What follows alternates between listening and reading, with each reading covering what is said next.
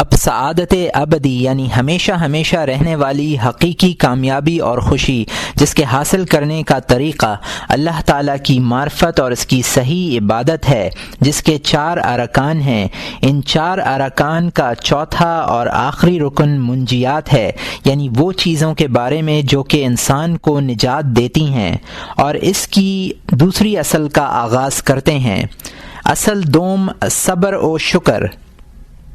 صبر اور توبہ کا تعلق معلوم ہونا چاہیے کہ توبہ بغیر صبر کے ممکن نہیں ہے، یعنی کسی فرض کا بجا لانا اور کسی معصیت کا ترک کر دینا بغیر صبر کے ممکن نہیں ہے۔ چنانچہ جب اصحاب کرام رضی اللہ عنہم نے رسول اکرم صلی اللہ علیہ وسلم سے دریافت کیا کہ ایمان کیا چیز ہے، تو حضور اکرم صلی اللہ علیہ وسلم نے فرمایا صبر کا نام ہے۔ ایک دوسری حدیث میں وارد ہے کہ صبر ایمان کا نصف حصہ ہے۔ صبر کی فضیلت کا سب سے بڑا مقام یہ ہے کہ حق تعالی نے قرآن کریم میں 70 مقامات سے زیادہ صبر کا ذکر فرمایا، اور تقرب کا جو سب سے بڑا درجہ ہے اس کو صبر پر موقوف رکھا ہے، یہاں تک کہ راہ دین کی امامت اور سروری کو بھی صبر ہی پر مبنی قرار دیا ہے۔ ارشاد فرمایا وَجَعَلْنَا مِنْهُمْ أَئِمَّةً يَهْدُونَ بِأَمْرِنَا لَمَّا صَبَرُوا۔ اسی طرح اجر بے حساب اور ثواب بے شمار کو صابرین کا حصہ قرار دے کر فرمایا انما یوفی الصابرون اجرہم بغیر حساب۔ بے شک صبر کرنے والوں سے اللہ نے بے حساب اجر کا وعدہ کر رکھا ہے، اور صابرین سے وعدہ فرمایا کہ اللہ ان کے ساتھ ہے۔ ان اللہ مع الصابرین، اللہ صبر کرنے والوں کے ساتھ ہے۔ درود، رحمت اور ہدایت، یہ 3 چیزیں اکٹھی سوائے صابرین کے اور کسی کو یکجا مرحمت نہیں فرمائیں۔ ارشاد فرمایا ہے اولئک علیہم صلوات من ربہم ورحمہ واولئک هم المہتدون۔ یہ وہ لوگ ہیں جن پر ان کے رب کی طرف سے صلوات و درود ہے اور رحمت ہے، اور یہی لوگ ہدایت پانے والے ہیں۔ صبر کی فضیلت یہ ہے کہ حق تعالی صبر کرنے والوں کو نہایت دوست اور عزیز رکھتا ہے۔ اس نے صبر کی صفت ہر ایک کو عطا نہیں فرمائی، صرف اپنے دوستوں کو یہ صفت عطا فرمائی ہے اور اس سے بہرہ مند کیا ہے۔ حضور اکرم صلی اللہ علیہ وسلم نے فرمایا ان اکل ما اوتیتم والیقین وعزیمت الصبر، یقین اور صبر سے تم کو تھوڑا سا حصہ ملا ہے۔ جس کو اللہ تعالیٰ نے یہ وصیتیں یعنی یقین اور صبر کی عطا فرمائی ہیں، اگر وہ بہت زیادہ نماز اور روزہ بھی نہیں رکھتا تب بھی اس کے لیے ڈر نہیں ہے۔ آپ صلی اللہ علیہ وسلم نے ارشاد فرمایا اے میرے اصحاب، جس بات پر تم صبر کرو گے اور اس سے نہیں پھرو گے تو میرے نزدیک یہ بات پسندیدہ تر ہے اس سے کہ تم میں سے ہر ایک فرد اتنی عبادت کرے جو تمام بندے مل کر کرتے ہیں، لیکن میں ڈرتا ہوں کہ میرے بعد دنیا کی محبت تمہارے دل میں پیدا ہو جائے گی، یہاں تک کہ تم ایک دوسرے کا انکار کرنے لگو اور آسمان والے تمہارے منکر ہو جائیں، اور جو ثواب کی امید کر کے صبر رکھے گا اس کو پورا اجر ملے گا۔ اے لوگو، صبر اختیار کرو کہ دنیا کی زندگانی باقی رہنے والی نہیں ہے اور خدا کے پاس ثواب قائم رہتا ہے۔ اس کے بعد حضور اکرم صلی اللہ علیہ وسلم نے اس آیت کو وما عندکم ینفد وما عند اللہ باق ولنجزین الذین صبروا آخر آیت تک تلاوت فرمایا۔ حضور اکرم صلی اللہ علیہ وسلم نے ارشاد فرمایا ہے کہ صبر بہشت کے خزانوں میں سے ایک خزانہ ہے۔ مزید ارشاد فرمایا کہ اگر آدمی کو صبر ہوتا تو سخی جوان مرد ہوتا، اور فرمایا ہے کہ حق تعالی صابرین کو دوست رکھتا ہے۔ حضرت داؤد علیہ السلام پر وحی نازل ہوئی کہ تو میرے اخلاق کی پیروی کر، اور میرے اخلاق میں سے ایک یہ ہے کہ میں صبور یعنی صبر والا ہوں۔ حضرت عیسیٰ علیہ السلام نے فرمایا ہے اے لوگو، جب تک تم نامرادی پر صبر نہ کرو گے اپنی مراد کو نہیں پہنچو گے۔ حضور اکرم صلی اللہ علیہ وسلم نے انصار کی ایک جماعت کو دیکھ کر دریافت فرمایا کیا تم ایمان لائے ہو؟ انہوں نے عرض کیا جی ہاں۔ حضور صلی اللہ علیہ وسلم نے دریافت کیا کہ اس کی کیا علامات ہیں؟ انہوں نے جواب دیا کہ ہم خدا کی نعمت پر شکر کرتے ہیں اور محنت و بلا میں صبر کرتے ہیں اور تقدیر پر راضی رہتے ہیں۔ حضور اکرم صلی اللہ علیہ وسلم نے فرمایا کہ خدا کی قسم تم سچے مومن ہو۔ حضرت علی رضی اللہ تعالیٰ عنہ نے کہا ہے کہ صبر و ایمان کا تعلق ایسا ہے جیسے سر کا جسم کے ساتھ، جس کا سر نہ ہو اس کا جسم بھی باقی نہ رہے گا۔ اسی طرح جس میں صبر کی صفت نہیں ہے اس میں ایمان نہیں ہے۔ صبر کی حقیقت۔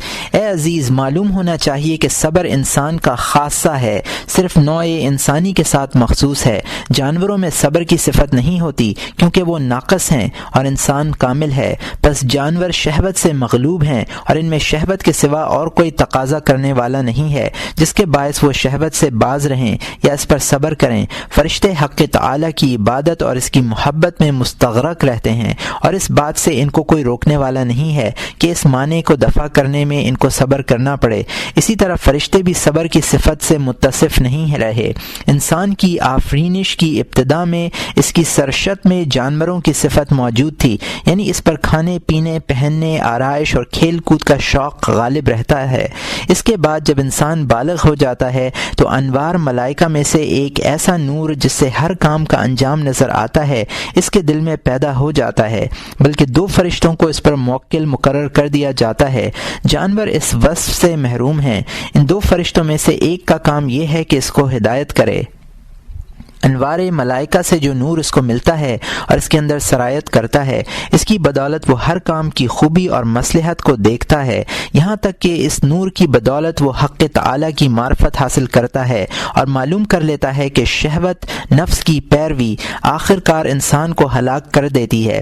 اگرچہ بالفعل اس میں لذت ہوتی ہے، لیکن اس کو سمجھنا چاہیے کہ یہ خوشی اور یہ لذت جلد گزر جائے گی، لیکن اس کا عذاب اور اس کی تکلیف دیر تک باقی رہے گی، اور یہ ہدایت یا نور کے حق میں نہیں ہے۔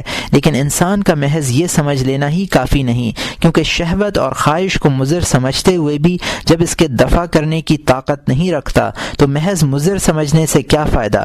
جس طرح ایک بیمار جانتا ہے کہ بیماری اس کے لیے مضرت رساں ہے، لیکن وہ مرض کے دفع کرنے پر قادر نہیں ہے، بس حق تعالی نے اس دوسرے فرشتے کو اس بات پر مقرر کر دیا کہ اس کو مہلت دے اور اس کو دفع کرنے میں اس کو قوت پہنچائے اور وہ اس مضر کام سے باز رہے۔ جس طرح آدمی میں شہوت رانی کی ضرورت قوت موجود رہتی ہے، اسی طرح ایک دوسری قوت بھی اس کو دی گئی ہے جو شہوت نفس کی مخالفت کرتی ہے تاکہ آئندہ اس کو مضرت سے بچائے۔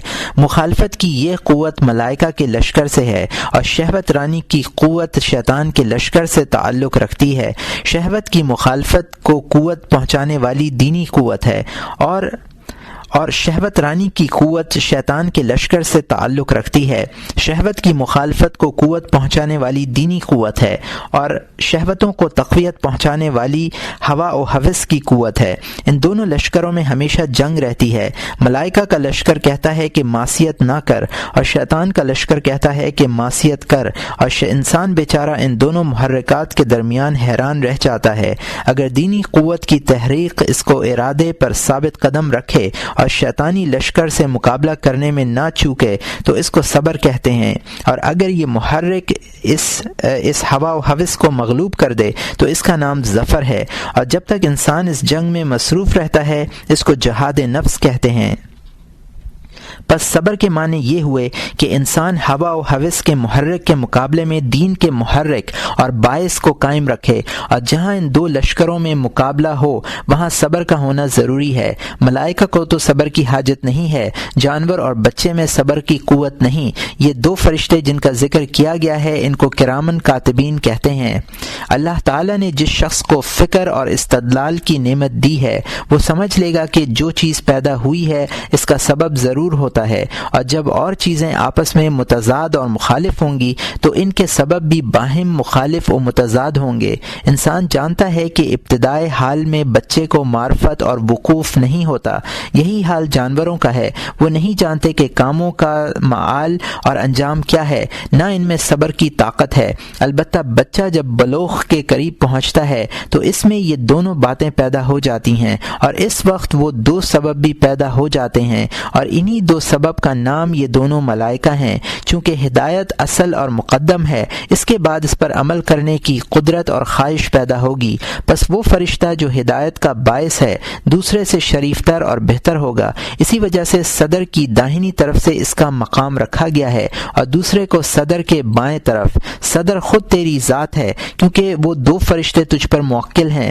سیدھے ہاتھ کا جو فرشتہ تجھے سیدھی راہ بتلانے پر مقرر ہے، اگر تو حصول معرفت کے لیے اس کی بات سنے گا اور ہدایت حاصل کرے گا تو گویا تو نے ہی اس پر احسان کیا ہے، کیونکہ تو نے اس کو معطل اور بیکار نہیں چھوڑا، اور وہ تیرے نامہ اعمال میں ایک نیکی لکھے گا۔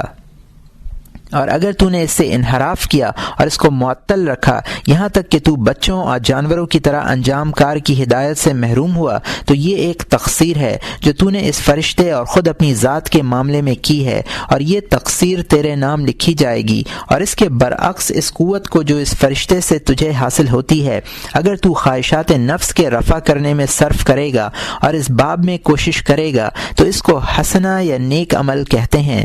اگر تقصیر کرے گا اور کوشش نہیں کرے گا تو یہ دونوں باتیں تیرے نامہ اعمال میں لکھی جائیں گی، یہ تیرے دل میں پیدا ہوں گی مگر تیرے دل سے پوشیدہ رہیں گی۔ یہ دو فرشتے اور ان کے دفتر بظاہر نظر نہیں آتے اور ان آنکھوں سے ان کو دیکھ نہیں سکیں گے، تو یہ دفتر تیرے ساتھ آئیں گے اور تو ان کو دیکھ سکے گا، اور یہ دیکھنا قیامت صغریٰ پر موقوف ہے، لیکن اس تفصیل سے تجھے آگاہی قیامت کبریٰ یعنی محشر کے دن معلوم ہو جائے گی۔ قیامت صغریٰ سے مراد موت ہے، چنانچہ سید الکونین صلی اللہ علیہ وسلم نے ارشاد فرمایا ہے، من مات فقد قامت قیامہ، جو مر گیا اس کے لیے قیامت قائم ہو گئی۔ جو کچھ قیامت کبریٰ میں ہوگا اس کا نمونہ قیامت صغریٰ میں بھی موجود ہے۔ ہم نے اس بحث کو احیاء العلوم میں تفصیل سے پیش کیا ہے، اس مختصر کتاب میں اس تفصیل کی گنجائش نہیں ہے۔ ہاں، یہاں اس بات کا جان لینا ضروری ہے کہ صبر ایسی جگہ کیا جاتا ہے جہاں جنگ ہو اور لڑائی ایسی حالت میں ہو کہ دو لشکر ایک دوسرے کے مخالف برسرے پیکار ہوں۔ ان دو لشکروں میں ایک لشکر فرشتوں کا ہے اور دوسرا شیاطین کا، اور یہ دونوں لشکر انسان کے دل میں صف آرا ہیں۔ بس دینداری کا پہلا قدم یہ ہے کہ انسان اس لڑائی میں تندہی سے مصروف ہو جائے، لیکن بچپن ہی سے شیطان کا لشکر دل کے میدان کو گھیر لیتا ہے، اور جب آدمی بالغ ہوتا ہے تب ملائکہ کا لشکر ظاہر ہوگا۔ پس آدمی جب تک خواہشات نفسانی کے لشکر کو مغلوب نہیں کرے گا، دارین کی سعادت اس کو کبھی حاصل نہیں ہوگی، اور جب تک جنگ نہیں کرے گا اور جنگ و جدل کی صعوبت برداشت نہیں کرے گا، مخالف لشکر کو مغلوب کس طرح کر سکے گا، اور کوئی اس جنگ میں مصروف اور شریک نہیں ہوگا۔ اس کے معنی یہ ہیں کہ اس نے شیطان کی سرداری اور سروری قبول کر لی ہے، اور جس نے نفسانی خواہشات کو شکست دی ہے تو وہ خود بخود شریعت کا متی بن گیا ہے، اور یہ فتح اس کے نام ہے۔ چنانچہ رسول اللہ صلی اللہ علیہ وسلم نے ارشاد فرمایا ہے، وَلَكِنَّ اللَّهَ أَعَانَتِي عَلَى شَيْطَانِي فَأَسْلِمْ، خداوند تعالی نے مجھے میرے شیطان پر نصرت دی اور فرما بردار بن گیا۔ انسان جب اپنے نفس سے لڑتا ہے تو کبھی فتح مند ہوتا ہے اور کبھی اس کو شکست ہوتی ہے، کبھی شہوات نفسانی کا غلبہ ہوتا ہے اور کبھی دینداری کا، اور بغیر صبر کے اس مہم کا سر ہونا ممکن نہیں ہے۔ صبر نصف ایمان ہے۔ فصل صبر ایمان کا نصف حصہ ہے، اور روزے کو صبر کا نصف حصہ اس لیے کہا گیا ہے کہ اے عزیز، معلوم ہونا چاہیے ایمان کسی ایک چیز کا نام نہیں ہے بلکہ اس کی شاخیں اور قسمیں بہت سی ہیں۔ چنانچہ حدیث شریف میں آیا ہے کہ ایمان کی 70 سے زیادہ شاخیں ہیں، ان میں سے سب سے بڑی شاخ کلمہ لا الہ الا اللہ ہے، چھوٹی شاخ راستے سے کسی اذیت رساں چیز کو ہٹا دینا ہے۔ اگر اس کی قسمیں بہت سی ہیں لیکن اصل 3 ہیں، ایک اصل معرفت میں ہے اور دوسری احوال سے متعلق ہے اور تیسری ایمانی اور ایمان کے مقامات سے متعلق ہے۔ کوئی محل اور مقام ان 3 اقسام میں سے کسی ایک سے خالی نہ ہوگا۔ مثلا توبہ کی حقیقت پشیمانی ہے اور یہ دل کی ایک حالت ہے، اور اس کا اصل یہ ہے کہ گناہ کو اپنے حق میں زہر قاتل سمجھے، اور اس کی شاخ یہ ہے کہ آدمی گناہ سے دستبردار ہو کر اطاعت الہی میں مشغول ہو جائے، یہ ایک حالت ہے۔ اسی طرح معرفت، حالت اور عمل تینوں ایمان میں داخل ہیں، اور ایمان عبارت ہے ان 3 چیزوں سے۔ کبھی کبھی ایمان لفظ فقط معرفت کو ہی کہتے ہیں کیونکہ اصل وہی ہے، اس لیے کہ معرفت ہی سے حالت ظاہر ہوتی ہے اور حالت سے عمل کا صدور ہوتا ہے۔ بس معرفت بمنزلہ درخت کے ہے اور دل کے احوال کی تبدیلی شاخوں کا حکم رکھتی ہے، اور ان سے جو اعمال صادر ہوتے ہیں گویا وہ اس درخت کے پھل ہیں۔ اسی طرح تمام ایمان 2 چیزوں پر مشتمل ہو، ایک معرفت اور دوسرا عمل، اور عمل بغیر صبر کے ناممکن ہے۔ پس صبر ایمان کا نصف ہے۔ دو چیزوں سے صبر کرنا ضروری ہے، دو چیزوں سے صبر کرنا ضروری ہے، ایک نفسانی خواہشات اور دوسرے ہر قسم کے غصے سے۔ روزہ ترک شہوات ہے، پس روزہ صبر کا نصف ہوا۔ ایک اعتبار سے جب عمل پر نظر کی جائے تو ایمان عمل کو کہیں گے، پس مومن کو چاہیے کہ محنت پر صبر کرے اور نعمت الہی کا شکر بجا لائے۔ اس صورت میں بھی صبر ایمان کا نصف ہوا اور شکر اس کا دوسرا نصف ہے۔ چنانچہ دوسری حدیث میں اس کو ارشاد کیا گیا ہے، جب صبر کی مشقت اور اس کی دشواری کو دیکھا جائے تو یہی اصل قرار پاتی ہے کہ کوئی عمل صبر سے زیادہ مشکل نہیں ہے، اور اس طرح صبر ہی تمام ایمان قرار پاتا ہے۔ چنانچہ لوگوں نے جب سرور کائنات صلی اللہ علیہ وسلم سے دریافت کیا کہ ایمان کیا چیز ہے تو حضور صلی اللہ علیہ وسلم نے فرمایا کہ صبر ایمان کے ابواب میں سے سب سے مشکل باب ہے۔ اس کی مثال ایسی ہے جیسا کہ آپ نے فرمایا ہے کہ عرفہ حج ہے، یعنی اس کے بارے میں یہ خطرہ موجود ہے کہ اگر عرفہ فوت ہو جائے یعنی وقوف عرفات تو حج نہ ہوگا۔ دوسرے ارکان کے برخلاف کہ ان کے ترک ہو جانے سے حج فوت نہیں ہوتا۔ صبر کی احتیاج فصل صبر کی حاجت تمام اوقات میں ہوتی ہے۔ اے عزیز، معلوم ہونا چاہیے کہ انسان کسی حال میں ایسی چیز سے خالی نہیں ہوگا جو اس کی خواہشات کے مطابق ہو یا مخالف، اور دونوں حالتوں میں صبر کی اس کو ضرورت ہے۔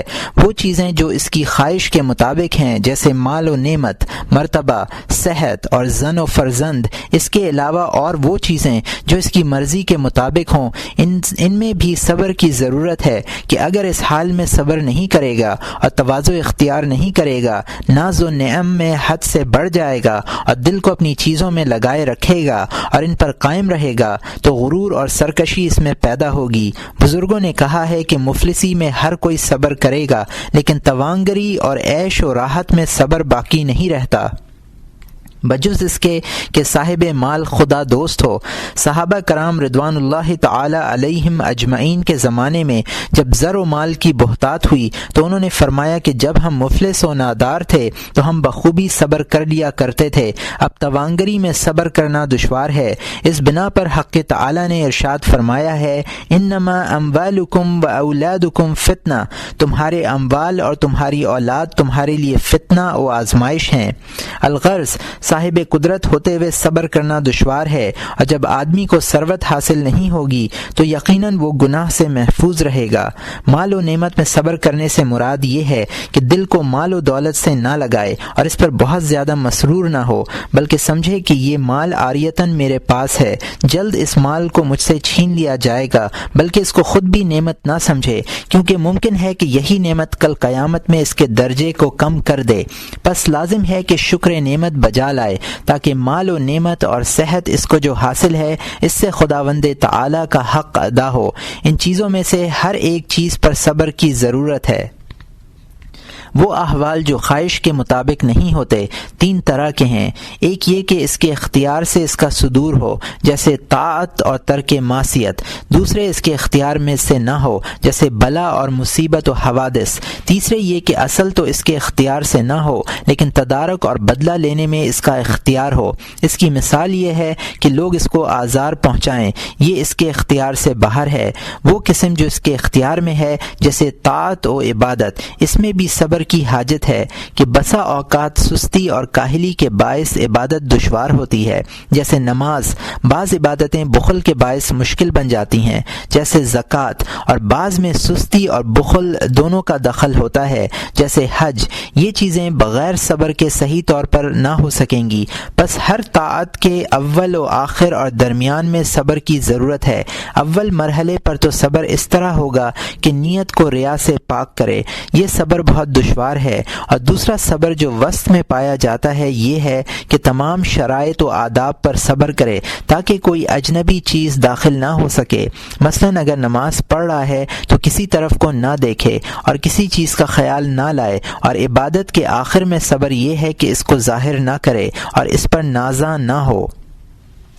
معصیت اور گناہ کا ترک کرنا بغیر صبر کے ممکن نہیں ہے، اور جس قدر خواہش غالب اور گناہ آسان ہوگا اس تدارک پر صبر کرنا دشوار ہوگا، جس لیے کہا گیا ہے کہ زبان کی معصیت پر صبر کرنا دشوار ہے، کیونکہ زبان ہلانا بہت آسان ہے، اور جب ایک بری بات بار بار کہی جاتی ہے تو وہ ایک عادت اور سرشت بن جاتی ہے، اور بری عادتیں شیطان کا لشکر ہیں۔ اسی وجہ سے غیبت، دروغ، خود ستائی اور طعن و تشنیع وغیرہ میں زبان آسانی سے چلتی ہے، اور لوگ ان باتوں کو پسند کرتے ہیں۔ بس اس سے باز رہنا بڑی محنت کا کام ہے، اس سے بچنا اکثر لوگوں کی صحبت میں ممکن نہیں ہوتا، بس گوشہ نشینی اختیار کرے تو اس آفت سے محفوظ رہے گا۔ اب رہی دوسری قسم کے بغیر اس کے اختیار کے ہو، جیسا کہ لوگ اس کو زبان اور ہاتھ سے ستائیں تو بدلہ لینے میں اس کو اختیار ہے، بس انتقام نہ لینے میں اس کو بہت صبر سے کام لینا ہوگا، یا بدلہ لینے میں حد سے تجاوز نہ کرے، اس میں بھی صبر کی ضرورت ہے۔ کسی صحابی رضی اللہ عنہ کا ارشاد ہے کہ جب تک لوگوں کے ستانے پر ہم کو صبر کرنے کی مقدرت حاصل نہیں ہو جاتی تھی، اس وقت تک ہم اپنے ایمان کو کامل نہیں سمجھتے تھے۔ اسی واسطے اللہ تعالی نے ارشاد فرمایا ہے، دعوا اذالہم وتوکل علی اللہ، قوم کے ستانے پر درگزر کیجیے اور خدا پر بھروسہ رکھیے، اور فرمایا وَاصْبِرْ عَلَىٰ مَا يَقُولُونَ وَاهْجُرْهُمْ حَجْرًا جَمِيلًا، ان کے کہنے پر صبر کیجیے اور بھلائی کے ساتھ ان سے جدا ہو جائیے۔ ایک اور جگہ ارشاد فرمایا ہے وَلَقَدْ نَعْلَمُ أَنَّكَ يَضِيقُ صَدْرَكَ بِمَا يَقُولُونَ فَسَبِّحْ بِحَمْدِ رَبِّكَ، ہم جانتے ہیں کہ آپ دشمنوں کی باتوں سے دلگیر ہوتے ہیں، بس آپ عبادت الہی میں مشغول رہا کریں۔ ایک دن رسول اکرم صلی اللہ علیہ وسلم نے مال غنیمت کی تقسیم فرمائی تو ایک شخص نے کہا کہ یہ تقسیم خدا کے لیے نہیں ہے، یعنی انصاف سے نہیں ہوئی ہے۔ جب آپ کو یہ خبر پہنچی تو آپ کا روح مبارک ناگواری سے سرخ ہو گیا اور رنجیدہ خاطر ہوئے، اور فرمایا کہ حق تعالی میرے بھائی موسیٰ علیہ السلام پر رحم فرمائے، لوگوں نے ان کو اس سے زیادہ ستایا، انہوں نے صبر کیا۔ حق تعالی کا ارشاد ہے وَإِنْ عَاقِبْتُمْ فَعَاقِبُوا بِمِثْلِ مَا عُوقِبْتُم بِهِ وَلَئِنْ صَبَرْتُمْ لَهُوَ خَيْرٌ لِلصَّابِرِينَ، اگر تم کو کچھ اذیت پہنچی اور تم بدلہ لینا چاہتے ہو تو اسی قدر بدلہ لو جس قدر تم کو ایذا پہنچائی گئی ہے، اور اگر تم اس پر صبر کر لو تو اللہ تعالیٰ صبر کرنے والوں کے ساتھ ہے۔ میں نے انجیل میں لکھا دیکھا ہے کہ عیسیٰ علیہ السلام نے فرمایا کہ مجھ سے پہلے جو انبیاء علیہم السلام آئے تو انہوں نے کہا کہ ہاتھ کے عوض ہاتھ، آنکھ کے بدلے آنکھ اور دانت کے بدلے دانت بدلہ ہے۔ میں اس حکم کو موقوف تو نہیں کروں گا، پر تم کو وصیت کرتا ہوں کہ برائی کا بدلہ برائی سے نہ کرو، بلکہ اگر کوئی شخص تمہارے سیدھے رخسار پر تماچا مارے تو بائیں رخسار کو اس کے سامنے کر دو، اور اگر کوئی تمہاری دستار چھین لے تو اپنا پیرہن بھی اس کے حوالے کر دو، اور اگر کوئی تم کو ایک کوس اپنے ساتھ بیکار میں لے جائے تو تم 2 کوس اس کے ساتھ جاؤ۔ ہمارے حضور سرور کونین صلی اللہ علیہ وسلم نے ارشاد فرمایا ہے اگر تم کو کوئی شخص ایک چیز سے محروم کر دے تو تم اس کو بخش دو، اور اگر تم سے بدی کرے تو تم اس سے نیکی کرو، بس ایسا صبر کرنا صدیقین کا درجہ ہے۔ تیسری قسم جس کا اول و آخر سے تعلق نہیں ہے وہ مصیبت ہے، مثلا بچہ مر گیا، مال ضائع ہو گیا، یا کوئی عضو بیکار ہو گیا، آنکھ یا کان وغیرہ، یا اس قسم کی کوئی اور آسمانی بلا، کوئی عمل صبر سے بغیر نہیں ہے اور نیا زیادہ اجر والا ہے۔ حضرت ابن عباس رضی اللہ تعالی عنہما فرماتے ہیں کہ قرآن شریف میں صبر 3 طرح پر آیا ہے۔ پہلا وہ صبر ہے جو طاعت میں ہے، اس کے ثواب کے 300 درجے ہیں۔ دوسرا صبر وہ ہے جو حرام چیزوں پر کیا جائے، اس کے ثواب کے 600 درجے ہیں، اور تیسرا صبر وہ ہے جو مصیبت کے اول میں کرے، اس کے ثواب کے 900 درجے ہیں۔ اے عزیز، معلوم کر کہ بلا پر صبر کرنا صدیقوں کا درجہ ہے۔ اس بنا پر حضور صلی اللہ علیہ وسلم اس طرح مناجات فرماتے تھے کہ خداوند ہم کو اتنا یقین عطا فرما کہ دنیا کی مصیبتوں کا برداشت کرنا ہمارے لیے آسان ہو جائے۔ رسول اکرم صلی اللہ علیہ وسلم کا ارشاد ہے کہ حق تعالی نے فرمایا ہے کہ جس بندے پر میں نے ایک بیماری نازل کی اور اس نے اس پر صبر کیا اور لوگوں سے اس کی شکایت نہیں کی، تو اگر میں اس کو صحت دوں تو اس سے بہتر گوشت پوشت و پوست اس کو دوں گا، اور اگر دنیا سے اسے اٹھاؤں گا تو اپنی رحمت کاملہ کے سائے میں لے جاؤں گا۔ داؤد علیہ السلام نے حق تعالی سے دریافت کیا کہ الہی اس شخص کی جزا کیا ہے جس نے مصیبت اور غم میں تیرے واسطے صبر کیا؟ فرمایا کہ اس کو میں ایمان کی خلعت پہناؤں گا اور اس کو کبھی اس سے نہیں چھینوں گا، اور فرمایا ہے کہ جس کے جسم یا مال یا فرزند پر میں نے آفت بھیجی اور اس نے اس پر اچھی طرح صبر کیا یا اچھے صبر سے اس کا مقابلہ کیا، مجھے شرم آتی ہے کہ اس سے حساب لوں اور اس کو میزان اور نامہ اعمال کے پاس بھیجوں۔ حضور اکرم صلی اللہ علیہ وسلم نے ارشاد فرمایا ہے کہ صبر کر کے خرچ اور کشادگی کا انتظار کرنا ایک عبادت ہے۔ رسول اکرم صلی اللہ علیہ وسلم نے یہ بھی ارشاد فرمایا ہے کہ جب کسی شخص کو ایک مصیبت پہنچی اور اس نے انا للہ و انا الیہ راجعون اللہم اجرنی فی مصیبتی وعقبنی خیر منہا کہا تو حق تعالی اس کی دعا قبول فرما لے گا۔ رسول اکرم صلی اللہ علیہ وسلم کا ارشاد ہے کہ حق تعالی حضرت جبرائیل علیہ السلام سے فرمائے گا کہ اے جبرائیل، کیا تمہیں معلوم ہے کہ میں جس کی بصارت چھین لوں اس کا اجر کیا ہے؟ اس کا اجر یہ ہے کہ میں اس کو اپنے دید کی دولت دوں گا۔ منقول ہے کہ کسی بزرگ نے اپنے پاس ایک کاغذ پر وَاصْبِرْ لِحُکْمِ رَبِّکَ فَإِنَّکَ بِأَعْیُنِنَا لکھ کر رکھ لیا۔ جب ان پر کوئی مصیبت آتی تو وہ اسی کاغذ کو اپنی جیب سے نکال کر پڑھ لیا کرتے۔ شیخ فتح موسلی کا ایک واقعہ ہے کہ ایک بار ان کی بیوی گر پڑیں اور ان کا ناخن ٹوٹ گیا۔ وہ ہنسنے لگیں تو شیخ نے دریافت کیا کہ ناخن ٹوٹنے سے درد نہیں ہو رہا؟ بیوی نے جواب دیا کہ ثواب آخرت کی خوشی میں مجھے درد کا احساس نہیں ہوا۔ حضور اکرم صلی اللہ علیہ وسلم کا ارشاد ہے کہ از جملہ تعظیم الہی یہ بات بھی ہے کہ بیماری میں شکایت زبان پر نہ لائے اور تکلیف کو چھپائے۔ ایک راوی کا بیان ہے کہ سالم مولائے ابی حذیفہ رضی اللہ تعالیٰ عنہ کو میں نے دیکھا کہ ایک مارکے میں زخمی ہو کر گر پڑے۔ میں نے ان کو کہا کہ تم کو پانی کی خواہش ہے؟ انہوں نے جواب دیا کہ تم میرا پاؤں پکڑ کر مجھے دشمن کے پاس ڈال دو اور میری ڈھال میں پانی رکھ دو، میں روزے سے ہوں، اگر شام تک جیتا رہا تو پانی پی لوں گا۔ اے عزیز، معلوم ہونا چاہیے کہ رونے اور غمگین ہونے سے صبر کی فضیلت میں کچھ فرق نہیں آتا، بلکہ وادیلہ کرنے، کپڑے پھاڑنے اور بہت شکایت کرنے سے اس کے اجر میں خلل پیدا ہوتا ہے۔